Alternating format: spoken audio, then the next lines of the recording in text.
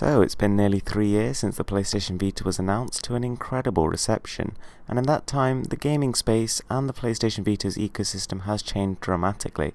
So I thought it's a very good time to bring you guys a full review of the PlayStation Vita Slim in the year 2014 and 2015.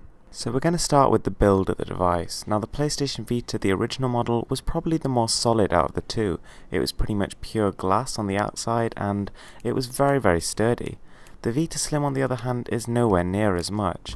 In the race to shed a few pounds, the PlayStation Vita has lost a lot of its initial build quality and appeal. So, the buttons themselves are very nice, the appearance is great, and the packaging was pretty nice too. It didn't exactly blow us away with the included accessories, but it was definitely more than adequate. However, the issue I have is with the body of the device. So it feels very superficial and actually creaks when you bend it. Even when you're just holding it, you can actually feel it flex within your fingers, which is really not good.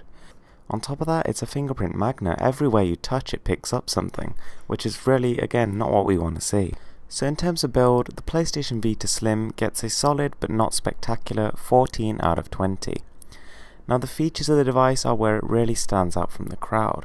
So it's been designed around a mobile OS, meaning that it can actually access a lot of what your mobile can. For example, there's Facebook, Twitter, YouTube, email, and there's all sorts of different apps which use various features such as GPS, accelerometers, the touchscreen, the back touchscreen, and dual cameras as well. So in terms of features, the PlayStation Vita is absolutely brimming.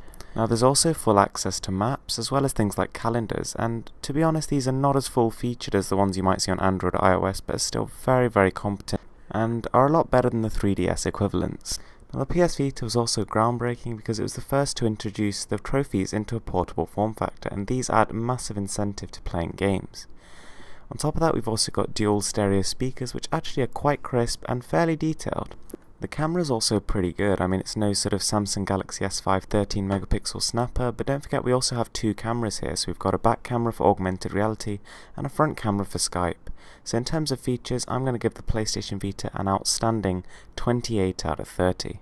The only reason it probably doesn't get slightly higher is just because the apps are a little bit outdated when compared to their phone counterparts. Right, so performance. Now, I'm going to actually talk about three different things when it comes to performance. Firstly is the actual speed of the UI, which is incredibly fast. The UI is so snappy, and it's been refined to a pinpoint with the introductions of new OSs. Then there's the games, and there's two parts to this. It's firstly how the games look, and secondly how they perform.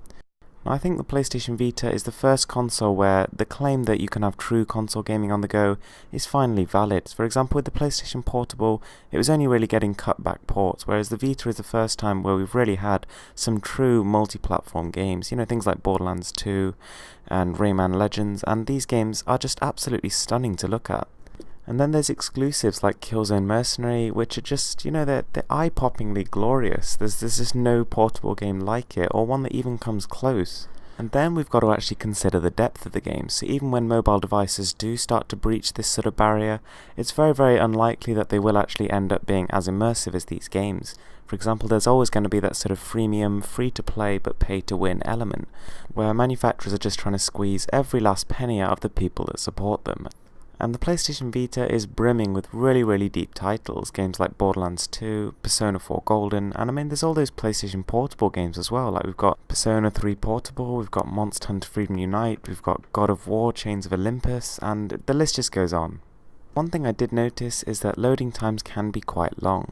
And this, along with the often poor frame rate of Vita titles, can be a little bit off-putting. Games that would otherwise be very strong, like the God of War collection, have just been totally messed up by the bad frame rate. But I think that, because of how impressive a lot of the games look and the sheer diversity, this can be overlooked. So in terms of performance, I'm going to give the PlayStation Vita a 43 out of 50. This takes the overall score to a whopping 85 out of 100, so the Vita really is something that you have to buy.